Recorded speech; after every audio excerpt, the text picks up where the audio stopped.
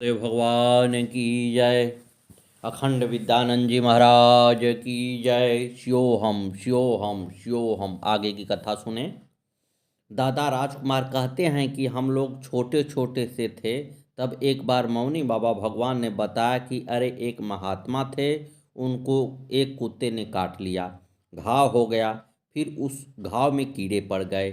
एक दिन उस कीड़े में से एक कीड़ा गिर गया। उन्होंने सोचा कि बेचारा अपने घर से बेघर हो गया, अब खाएगा भी क्या। उन्होंने उस कीड़े को उठाकर घाव में वापस रख लिया। भगवान ने उनका घाव ऐसे ही ठीक कर दिया। इस बात को कई साल बीत गए। एक बार राजकुमार दादा भोजताल गए, वहाँ स्नान किया, कीर्तन किया। गुरु भगवान भी साथ थे। वहाँ एक बुजुर्ग महात्मा थे। उन्होंने राजकुमार दादा को बातों ही बातों में गुरुजी मौनी बाबा के बारे में कुछ बताते हुए कहा, इनको एक बार कुत्ते ने काटा था, घाव में कीड़े पड़ गए थे। एक दिन घाव में से एक कीड़ा नीचे गिर गया तो इन्होंने उसे उठाकर घाव में रख लिया। तब राजकुमार दादा को तब पता चला कि वर्षों पहले मौनी बाबा ने किसी दूसरे महात्मा पर डालकर अपनी ही बात उन्होंने बताई थी। वे कभी भी अपना नाम शो नहीं करते थे। दादा कहते हैं कि इनके छोटे भाई के बालक नहीं थे। मौनी बाबा का फोटो लगाकर घर में पूजा किया। शादी के 15-16 वर्ष बाद बच्चा हुआ। निशांत नाम था उसका। जब ये लड़का पैदा हुआ तो दावत हुई, डीजे आया। लड़के के चाचा ने शराब मांग ली और खूब कूदे नाचे। दादा को ये सब बिल्कुल पसंद नहीं था। निशांत का नामकरण था। दावत के लिए सुबह सब आलू छील रहे थे। उन्हीं चाचा के लड़के आदित्य ने आलू मांगा। ज्यों ही मुंह में डाला वह एकदम अंदर चला गया और फंस गया। सांस लेने में तकलीफ होने लगी। बुलंदशहर ले गए। डॉक्टरों ने दवा दी और बोले मेरठ या दिल्ली ले जाओ, वहीं मशीन से निकलेगा। ये बच्चे के लिए जूस लाए। जूस पीकर उसने थोड़ी उल्टी की तो उसे कुछ राहत मिला। डॉक्टर ने फिर कुछ दवा दी और बच्चे को घर ले आए। ये धाम जौड़ आश्रम स्थापना समारोह में चले गए। बच्चे को बुखार चढ़ गया। डॉक्टर राकेश मित्तल ने बताया कि जांच में श्वास नली में आलू आया है, मेरठ दिल्ली ही ले जाना पड़ेगा। इन्होंने कहा डॉक्टर साहब आप दवा दो। ये मौड़ी गए, जल विभूति रख कर प्रार्थना की, गुरुदेव बाप की गलती की सज़ा बच्चे को न दो। लौटकर 4-5 दिन वह जल विभूति दी। उसी से बच्चा एकदम ठीक हो गया। जांच में श्वास नली बिल्कुल साफ निकली। निशांत जब 1 वर्ष का हुआ तो एक दिन रामवीर फोटोग्राफर घर आए और मौनी बाबा की कैसेट मांगी। ये लोग कैसेट ढूंढने लग गए और बच्चे को बेड पर छोड़ दिया।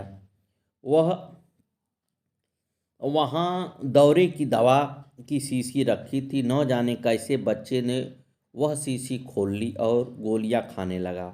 जब इसकी माँ ने इसे दूध पिलाया तो वे बेहोश हो गया, गर्दन टेढ़ी हो गई। ये लोग लेकर डॉक्टर के पास भागे। यह भी पता न था कि वह दौरे की दवा खाई है। 2-4 डॉक्टरों ने तो बच्चे की हाल देखकर दवा ही नहीं दी। फिर डॉक्टर विवेक अग्रवाल ने कुछ दवाई दी। घर लौटे तो पता चला कि बच्चे ने दौरे की 26 गोलियां खा ली है। बच्चे की तबीयत फिर बिगड़ी तो शहर ले गए। 4 दिन बच्चा हॉस्पिटल में भर्ती रहा। चौथे दिन उसने अपनी माँ पहचानी। ये सब मौनी बाबा से प्रार्थना करते रहे, उन्होंने इसे बचा लिया। एक बार ये लोग पिलखुआ के पास एक खैरपुर है, वहाँ एक कीर्तन में गए। उनका बड़ा लड़का पागल था, वह घर से निकल गया। जब वे आश्रम पर आए, हुकुम सिंह गाटर पेंट कर रहे थे और राजकुमार तथा उनके मित्र रामवीर गाटर उठा रहे थे। मौनी बाबा बार बार बाहर को जाकर घास लावें और कहें, अरे ये उस चीज़ की दवा है। वे संकेत दे रहे थे कि कुछ पूछना है तो पूछ लो। इन लोगों ने उस व्यक्ति से कहा, मेहर है, पूछ लो जो पूछना है। वे टोपी उतार कर बोले, गुरुजी मेरे लिए आज्ञा। मौनी बाबा भगवान ने उनसे कहा, काले कुत्तों को तेल छुपड़ के रोटी डाल दो, आ जाई। वे फिर 3 दिन बाद वे आए और बताया कि लड़का आ गया। आकर वह माँ से लड़ा, तेरे बाबा को देख लूँगा। तेरे बाबा ने मुझ पर बहुत डंडा बजाया, पकड़ के लाया। मौनी बाबा भगवान के पास एक व्यक्ति आए जो ब्रह्म ज्ञान की तलाश में घर से निकले थे। वे पहले नागा बाबा के पास गए। उन्होंने मौनी बाबा के लिए एक चिट्ठी लिखकर दी और इनके पास उसे भेज दिया। मौनी बाबा ने चिट्ठी पढ़ी और उन्हें अपने साथ रहने की अनुमति दे दी। वह आदमी घर से अपने लिए एक बिस्तर लाए थे और खाने के लिए कनस्तर में लड्डू लाए थे। अगले दिन मौनी बाबा ने उन्हें भिक्षा करने भेज दिया और पीछे से ग्वालियों को बुलाकर सारे लड्डू बांट दिए। उनका बिस्तर भी किसी को दे दिया।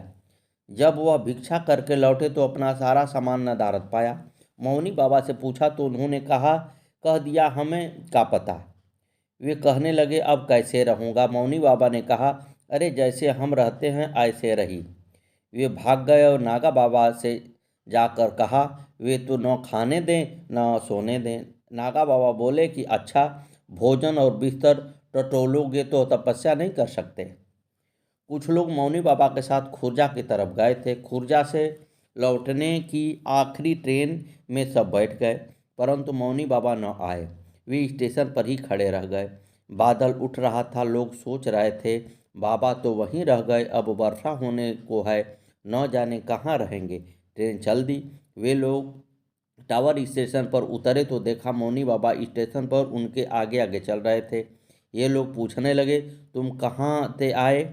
गुरुजी बोले, अरे इसी ट्रेन से आए। लोग बोले, बहकाओ मत, तुम तो वहीं खड़े थे स्टेशन पर। तब गुरुजी मौनी बाबा बोले, अरे तो किसी को बताई नहीं। सतगुरुवे नमः, सतगुरुवे नमः, सतगुरुवे नमः, सतगुरुवे नमः। आगे की कथा कल।